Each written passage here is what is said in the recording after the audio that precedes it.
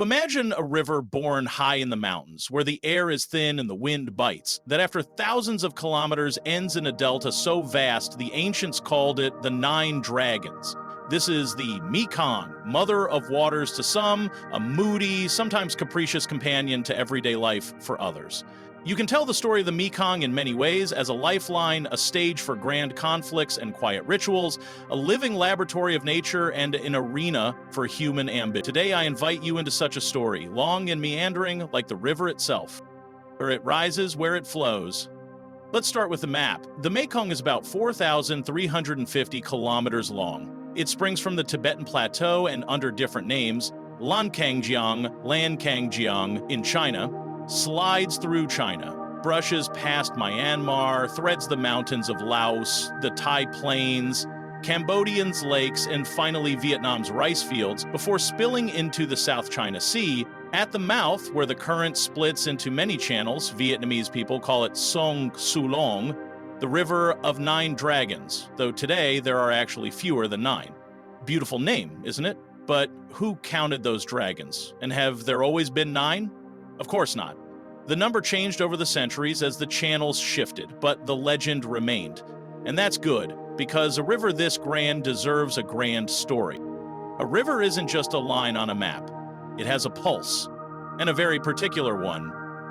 The Mekong lives by the monsoon's beat.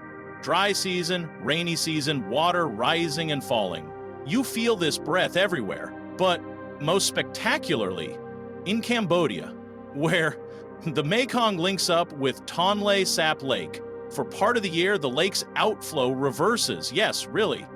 In the wet season, the Mekong swells with such force that it pushes water back into Tonle Sap, expanding it roughly 5-fold, and its volume by 60x, flooding the surrounding forests with fish. Then, as the waters fall, the lake pays back its debt, feeding millions.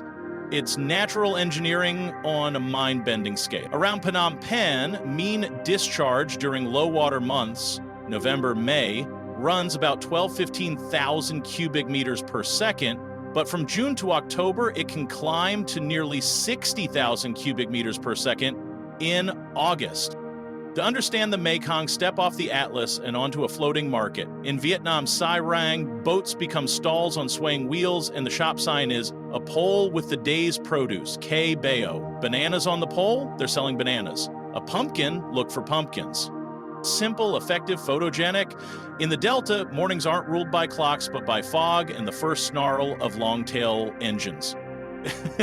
If you've been, you know the smell of sizzling bonsio crepes mingles with fish sauce and gasoline. If you haven't, imagine a bazaar where sellers and customers stand on boats and canals are the streets. Further north, in Laos and Thailand, the Mekong is more upland, calmer, though treacherous whirlpools can surprise you. Life moves slower, rice dries by the water, nets are mended on bamboo piers, and at dusk, whole villages gather to watch the sunset turn the river copper and gold. Despite the postcards, the river isn't just scenery, it's kitchen, bathroom, laundry, road, and playground. It's also a live refrigerator. Mekong fish feed half of Southeast Asia. People call it the world's largest unfenced inland fish farm, and it feels true. Thousands of species, from tiny anchovies to the giant that haunts and delights the imagination, the Mekong giant catfish. Yes, the giant catfish is real, not just a fisherman's tale. This gentleman can reach several meters and weigh over 300 kilograms. In 2022, Cambodia documented the catch and release of a giant freshwater stingray, Urogymnus pololepis, weighing about 300 kilograms, the record for a freshwater fish. Add in other huge stingrays with whip-like tails, Siamese carp, and a parade of colors and shapes in Cambodia's river bends between Kratie and Stung Treng, a stretch of about 120 kilometers. Irrawaddy dolphins live, slightly chubby, with a subtle smile, as if to say, easy, we're still flowing. Isn't it lovely that deep in the continent, hundreds of kilometers from the sea, you can see a dolphin? Rivers play such tricks. The Mekong's biodiversity isn't just a show of big animals. It's waders on sandbars, frogs announcing rain louder than any forecast, and floodplain forests that experience their own season of rebirth each year. Every thread matters. When the current weakens, less sediment settles. When one species disappears, something else slips out of balance. Nature, as every biologist likes to say, is a wise but sensitive algorithm. A river of stories, myths, festivals, symbols. The Mekong is also a land of stories. In Thai and Lao folklore lives the Naga, a mythical serpent, sometimes benevolent, sometimes dangerous. When Buddhist Lent ends, mysterious fireballs are said to rise over the Mekong, the serpent's breath. Scientists argue over biogas versus optical illusion. Locals prefer their legend. And you know what? I won't get between a serpent and its myth. Not everything the heart knows can be proved by reason, as the saying goes. Rivers sometimes need poetry. In Laos, there's Bun Bong Phai, the rocket festival, when people launch homemade fireworks to ask the sky for rain. It's fun. But it also carries the weight of water and crops.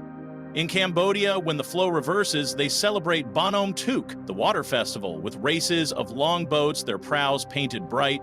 In Vietnam's Delta, temples sit beside floating gardens, and bowls of water and rice wait on doorsteps, small offerings for spirits and ancestors. The river is not just geography, it's the theology of everyday life. There would be no Indochina without the Mekong. It has long set borders and migration routes. When Europeans in the 19th century tried to open a route to China along it, reality adjusted their dreams. Adventurers full of cartographic bravado ran into the Kon Phao Phong Falls in southern Laos, an impassable cascade that closed the upstream way. Instead of a canal, they built the Det Don Con Portage Railway, about 7 kilometers to bypass the rapids. And today, tourism rides those old tracks, and the story itself reminds us nature rarely obeys straight lines on a map. In the 20th century, the Mekong sat in the eye of geopolitics. The Vietnam War and conflicts in Laos and Cambodia turned the river into a logistical artery, a stage for patrols and crossings, a witness to drama and daily survival. America's brownwater navy, patrol boats coursing through the delta's canal web, earned its own chapter in military history. When the dust settled, the river had to teach people how to live in peace again. It did, though not without scars. After wars came bridges. Today, the Mekong connects countries not only geographically but materially. 4 Thai-Lao friendship bridges have been built, and a 5th is slated to open in December 25. Trade hums, trucks roll both ways, rice heads out, electronics return. The river has become a lane in the global garden, though the unpredictability of nature still doses beneath. Engineering dreams, tallying costs. Here's another story of electricity and the price of progress. Energy-hungry countries planned and built dams. On the upper reaches in China, cascades of hydropower stations rose. In Laos, imposing dams have grown. The country dreams of being the battery of Southeast Asia.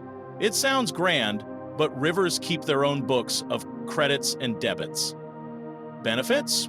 Obvious, power for cities, export income, transit. Costs? Less obvious at first glance, but painful in the ledger.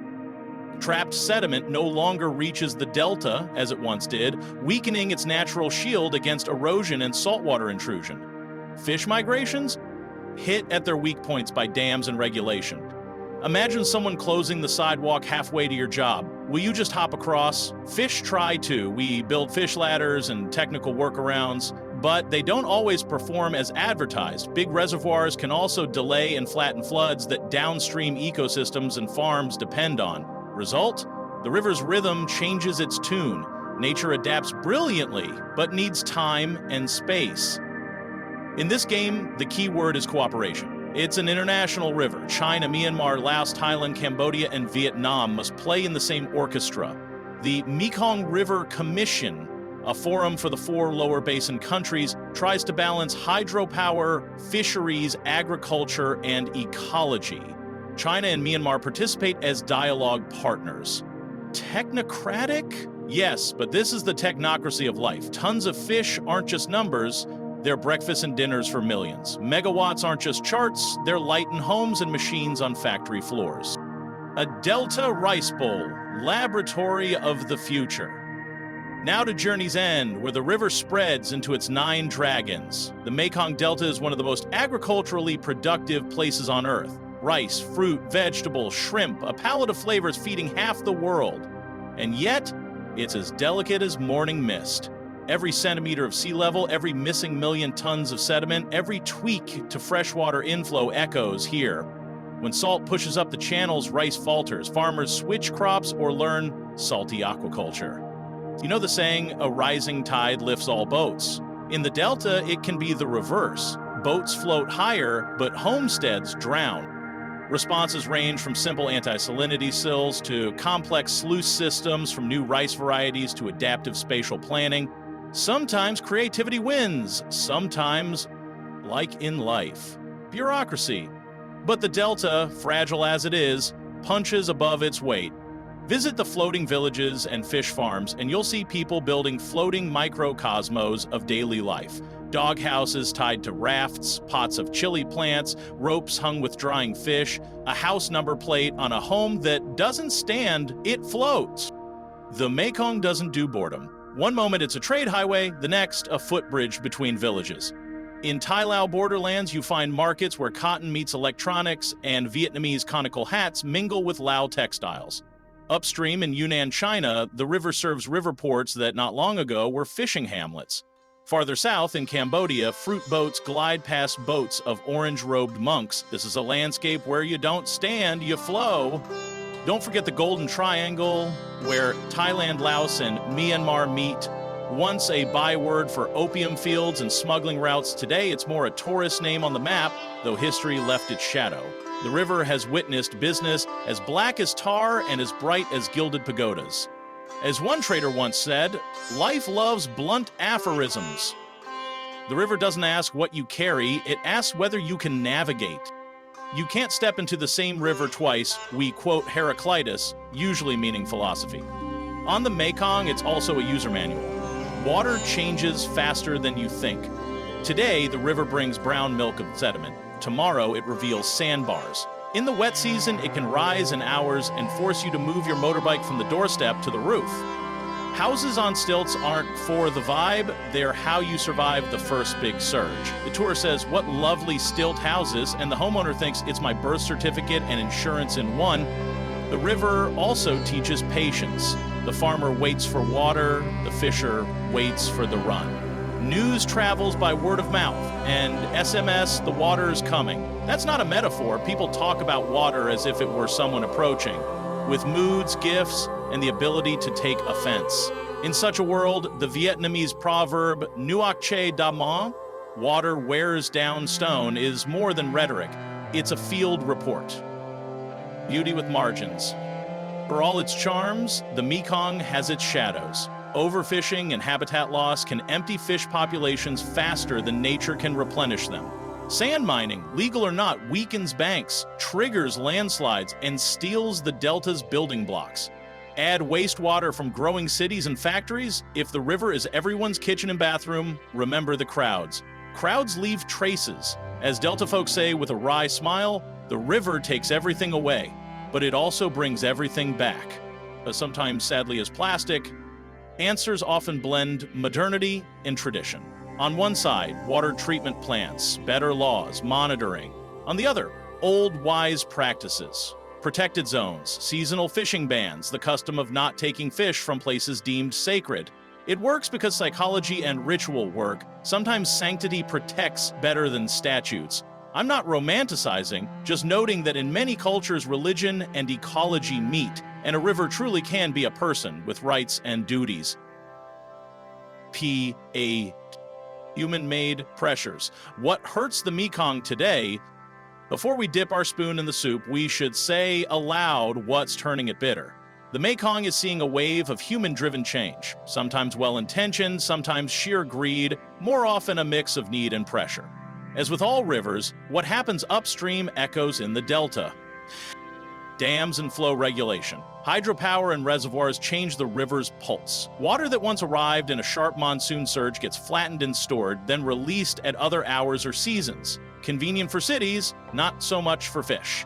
Spawning migrations hit concrete. Fish ladders rarely work as well as in brochures. Sediment is trapped too, the sand and silt that should feed the delta and banks settle in reservoirs. Sediment is a river's currency. Without it, you lose the cushion against erosion and salt intrusion. Sand mining.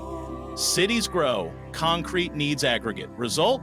On many stretches of the Mekong and its tributaries, the riverbed leaves by truck. Channels deepen too fast, banks crack like dry bread, and currents gnaw at bridge foundations. Sediment vanishes not only into dams, but into dump trucks. Overfishing. As demand rises, nets thicken. Destructive methods creep in. Electricity, explosives, tiny mesh. Fishing during closed seasons. Short-term, baskets brim. Long-term, rivers empty. Where communities set spawning windows and no-take zones, recovery can happen. Where they don't, nature can't keep up. Pollution. The river now carries more than water and memories. It carries municipal sewage, farm runoff, fertilizers and pesticides, factory and workshop effluents. Add plastic bags, bottles, ghost nets. In urban and industrial reaches, water quality swings like a seesaw, sometimes decent, sometimes below decent. Delta. Salt and subsidence. With less sediment reaching the end, the delta loses its fuel for rebuilding. Pumping groundwater under cities and fields causes the land to sink. Add sea level rise and altered flow regimes, and you have a recipe for saltwater marching up the canals. Rice starts to sulk. Palms fruit differently. Farmers switch to shrimp or salt-tolerant crops. Climate change. It's its own chapter, but in practice, it's an amplifier. Longer droughts and sharper floods mean every engineering tweak has a bigger side effect. In dry years, Tonle Sap shrinks more. In wet years, floods can be more violent. Hotter air shifts water chemistry and stresses fish. Invasive species and monocultures. Water hyacinth can clog whole canals. Apple snails chew young rice. Escapes from farms, e.g. tilapia, skew local balances. In the upper basin, fast-growing tree monocultures change retention and increase runoff in cloudbursts. Urbanization and hard banks. When we armor every shore in concrete, the river loses its buffer capacity, floodplain, meadows, and forests. Nature's insurance policies vanish, and big rains more often turn into flash floods. What to do, keys that already work. There's no magic mega dam to fix the downsides of other dams. There is a toolkit of small to medium fixes. Environmental flows and coordinated reservoir operations, release schedules that restore at least part of the natural pulse, migration windows, spawning queues, floodplain recharge, sediment bypasses, and smart gates, ways to move silt and sand past dams. Without sediment, the delta has no future. Effective fishways and fish-friendly turbines, fewer glossy brochures, more monitoring and iteration until results are real. Seasonal moratoria and co-managed fisheries, community patrols, no-take zones, real enforcement against destructive gears, limits and oversight on sand mining, licenses, satellite/river traffic monitoring, exclusion zones, wastewater treatment and smarter fertilizing, cut nitrogen and phosphorus runoff, more on-farm retention, riparian buffers, floodplain restoration, set levees back where possible, floodplain forests and meadows as sponges. And adapting delta, salt-tolerant crops, rice shrimp rotations, less groundwater pumping, canal-scale irrigation management, data and diplomacy, open near real-time hydrological data sharing, joint forecasts, flood and drought early warning. Sounds like a wish list? Maybe, but many of these already work in specific places. You just have to lash them together like a bamboo raft. One thin pole won't hold, 10 braided together will float. Flavors and sounds of the river. If the Mekong had a soundtrack, it would start with the slap of little waves on bows, then the thump of oars, the call of a vendor praising her pineapples, and the giggles of kids jumping off a pier. Somewhere in the background, a temple gong and a hammer tapping as a carpenter fixes a hull. Taste? Spicy like chili, salty like sweat, sweet like mango, sour like tamarind. On the plate you'll find a riverside spin on Thai Tom Yum, Vietnamese Chon Chua fish soup with pineapple, and Cambodia's Prahoke, fermented fish paste that can outmuscle any smell. A delicacy to some, a dare to others. But the river teaches tolerance also. At the table, on shore, someone might pull out a guitar at dusk and sing about water that flows and returns in dreams. In Thailand, there's a popular spirit called Mekong, golden. With notes of rice and sugarcane, the brand dates to 1941. It's a rum-style spirit, not a whiskey. Don't let the name fool you. It's not bottled river water, but the river's spirit. And that spirit can be very talkative.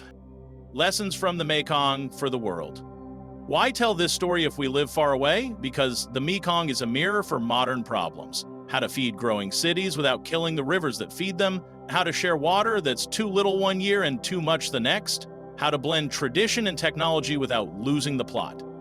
In a climate crisis, rivers are litmus tests. Tributaries dry first, then the fish fade, then comes the anxious bean counting. The Mekong shows that cross-border cooperation isn't a luxury, it's a necessity. Water doesn't show a passport on bridges. Why are we so keen on stamping what flows? Another lesson, humility. Big engineering projects fascinate, and we need energy, but every megawatt casts a shadow somewhere else. Every dam is a decision about someone fishing downstream of it. Every new canal in the delta tweaks the body's circulation. Smart planning sees the map as a living organism. Is it hard? Of course. But as the old saying goes, the drop hollows the stone, not by force, but by falling often. Maybe instead of one big blow, we need many small, consistent decisions. Read about the Mekong a century ago and you're struck by what hasn't changed. The monsoon still comes each year, rice still gilds the fields, boats still race at festivals, yet some sounds are new. Drones buzzing over paddies, silence where fish once thundered, talk of whether a son should stay in the village or move to a factory in the city. Not tragedy, just a world in motion. The river is learning new melodies too. Maybe in a few decades, someone will write that the Mekong became a proving ground for the best in water management, a place of brilliant fishways, restored floodplain forests, and fishers turned river guardians. Or they'll write the opposite, that we ignored the subtle signals. For now, we still have a choice. And while not everything is up to us, much depends on whether we stop treating rivers as pipes for removing problems. When I picture the Mekong in our shared imagination, I see a monk smiling on temple steps in Luang Prabang, the dust kicked up by a motorbike rolling off a ferry, sand on a bar where a heron has paused, the flash of scales at dawn in a fish market. I see hands untangling a net and hands laying a lotus offering. I see children learning to swim fast as fish, because it's not a hobby, it's basic safety. And I hear words, though simple, fit perfectly. A river is life. Heraclitus was right. You can't step into the same river twice. Let's add something of our own. Step in once, and the river steps into you forever. If you ever stand on its bank, listen to that vast, steady breath. Think of all the people who live from it and for it. Then ask a simple question. What can I do so our rivers, wherever they are, can keep speaking in their full voice? One last thought, simple but as true as the current. Humans don't rule a river. At best, we learn to talk with it. With the Mekong, the conversation is long, sometimes loud, sometimes whispered, but it's worth it, because the answer is always life, and life flows.